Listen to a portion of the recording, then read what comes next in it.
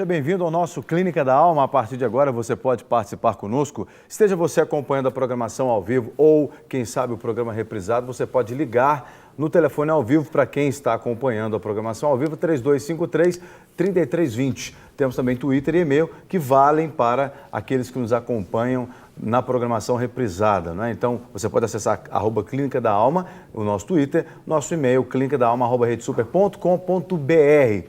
Bom, pastor Rogério, pastor Rogerinho já estão aqui. Bom tê-los conosco, hein? E hoje nós vamos continuar tratando de um assunto que já foi iniciado essa semana. Sim. Quando nós vamos falar sobre culpa, hoje especificamente sobre a culpa falsa. Isso. O que nós estamos chamando de culpa falsa? Isso. Pastor Rogério aí tem uma definiçãozinha. A culpa falsa é aquela culpa que resulta dos julgamentos dos homens e das sugestões das pessoas. É também a culpa que está baseada no fato de que a pessoa deve ser punida eternamente por algo que ela fez ou até mesmo por aquilo que ela não tenha feito. Eu quero usar um texto, Jean, que está em 2 Coríntios capítulo 7, nos versos 9 e 10, para a gente fundamentar isso. Agora folgo, não porque fostes entristecidos, mas porque fostes entristecidos para o arrependimento.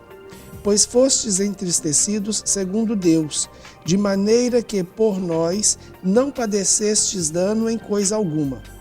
A tristeza, segundo Deus, opera arrependimento para a salvação, o qual não traz pesar.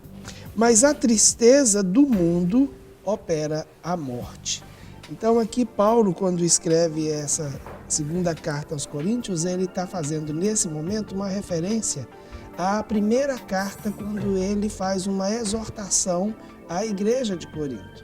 E aí ele está dizendo que louva a Deus porque eles tiveram o entristecimento que gerou neles o arrependimento. Mas aí ele fala também que existe um outro tipo de tristeza, que é essa culpa falsa e que não gera arrependimento, que ela gera morte. O que o texto está dizendo, então, é que o pecado ele vai trazer uma culpa, né, que se for verificado essa culpa por meio de um arrependimento genuíno, essa culpa será, vamos dizer assim, remida, né, pelo sangue de Jesus, mas a culpa que o mundo traz sobre o cidadão é diferente dessa culpa que Deus traz, ou dessa tristeza gerada pela responsabilidade do pecado. Isso. Exatamente. No caso do mundo, traz a morte. Exatamente. Pois é, mas aí, como é que as pessoas em casa podem identificar essa tristeza gerada pelo mundo? E aí a gente quer entender isso na forma de culpa. Como é que o mundo pode acusar alguém, vamos dizer assim, injustamente, talvez, e isso trazer peso na vida da pessoa? Tem algumas circunstâncias assim, já que a gente precisa entender, é que uma das características normalmente que é um sentimento de culpa que é gerado pelo mundo, que é o que nós queremos abordar hoje, ou pelas pessoas, é muitas vezes você ser acusado de algo que você fez, né? E muitas vezes a gente faz coisas erradas, né? Mas aquilo gera uma escravidão, ou seja, a pessoa fica escravizada a respeito daquilo e muitas vezes ela é martirizada ou se martiriza por essa situação. Ou mesmo as pessoas muitas vezes são usadas para justamente acusar e vive acusando constantemente algo que já aconteceu lá atrás, que até você entende que Deus perdoou, né, se você é um cristão, né, mas as pessoas continuam martelando aquilo, às vezes, que aconteceu há 10 anos atrás. Ou, muitas vezes, o próprio inimigo, Satanás e seus demônios, reporta a você aquele fato que aconteceu lá. Não, mas você não pode fazer isso, você não é digno. Lembra quando aconteceu isso? Então, assim, aí a pessoa, puxa, é mesmo, então eu sou indigno, eu não tenho condições de fazer nada, nada vai acontecer comigo.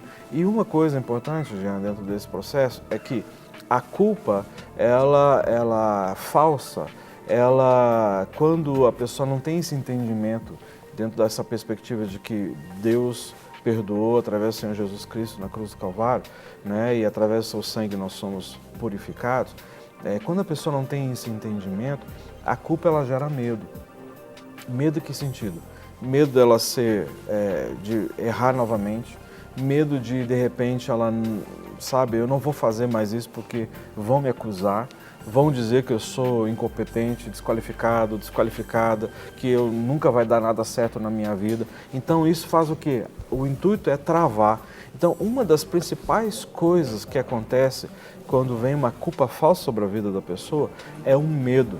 O medo de ser reprovado, o medo de ser acusado injustamente, o medo de se decepcionar, o medo de ser traído, de ser traída, o medo de confiar e se decepcionar. Então, o alicerce básico da culpa falsa está fundamentado no medo. Pastor Rogério, vamos dar uma vírgula aqui na sua fala? Vamos lá. Porque nós temos uma participação ao vivo conosco, Amém. é a Marina Dias, aqui de BH, e a gente quer ouvir a opinião dela, talvez a pergunta. Marina, fica à vontade, Alô, seja bem-vinda. É uma pergunta, querido. Sim. Deus que abençoe vocês, Você são também. bênçãos para mim, tá? Amém. Eu queria uma pergunta, que eu tenho uma dúvida e tenho também um coração doído, porque 47 anos fui casada com uma pessoa que foi evangélica, muito de pregar o evangelho, de ganhar almas para Cristo, e pecou e foi para o pecado. E quando eu falei com ele, falo com ele, ele fala que desde que ele já foi salvo, ele nunca vai perder a salvação. Eu gostaria de saber se isso é verdade. Se ele não arrepender, ele vai ter a salvação? Ok, nós vamos responder a sua pergunta. Outra pergunta que eu gostaria de Sim. saber também é sobre galardão. Ele falou que tem galardão no céu. Então, isso tudo me faz ficar preocupada, porque ele é uma pessoa boa, mas está no pecado, né? Eu agradeço muito e peço muito a Deus por vocês. Amém. Que Deus Amém. possa estar abençoando todos vocês. Amém. Estou orando para o pastor Rogério, que está doente, né? Pastor Guerra? Pastor Guerra, isso. É. Deus vai dar ele saúde e logo, logo ele está conosco. Em nome Amém. de Jesus. Fica com Deus. Amém. Obrigado pela sua Obrigado, participação. querido. A gente vai responder a senhora pela televisão, tá bom? querido. Muito obrigada. Deus te abençoe. Viu? Quer, pastor Rogério e pastor Rogério, entenderam a pergunta dela? A primeira eu entendi, a segunda eu não entendi. A segunda é sobre galardão. Ah, galardão. Que a pessoa, Ok, se eu entendi. entendi bem, o marido, né?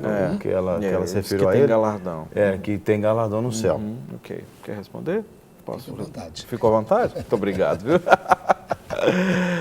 Essa é uma questão, assim, que a gente entende que existe controvérsias e pontos de vistas diferentes a respeito disso, não é? A respeito de alguém que viveu uma intensidade no Evangelho, de alguém que esteve na obra de Deus e por algum motivo veio se desviar, e vem a pergunta, essa pessoa vai ser salva ou não vai ser salva? Está na prática do pecado? Como que é? Deus é misericordioso?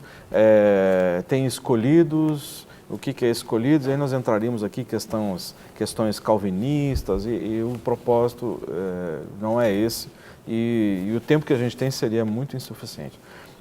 Uma coisa que eu entendo é que esse processo, ou seja, essa decisão, ela cabe plenamente ao Senhor, não é? O que o Senhor diz é que aquele que pecava, deixe pecar e viva uma vida de santidade e comunhão com Ele.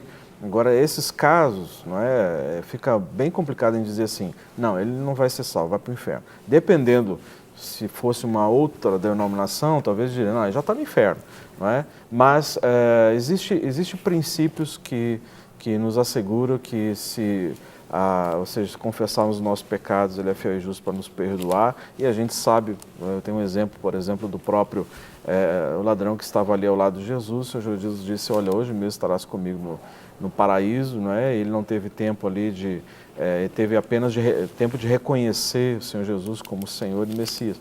Então, essas são questões assim que é só Deus mesmo que tem condições de trazer uma resposta. A palavra de Deus nos dá alguns princípios sobre isso, né? Mas existe divergências nesse aspecto, né? E ficaria complicado. Eu queria até, se me permite, fazer um complemento aqui, utilizando um texto da Bíblia, né, que fala sobre isso.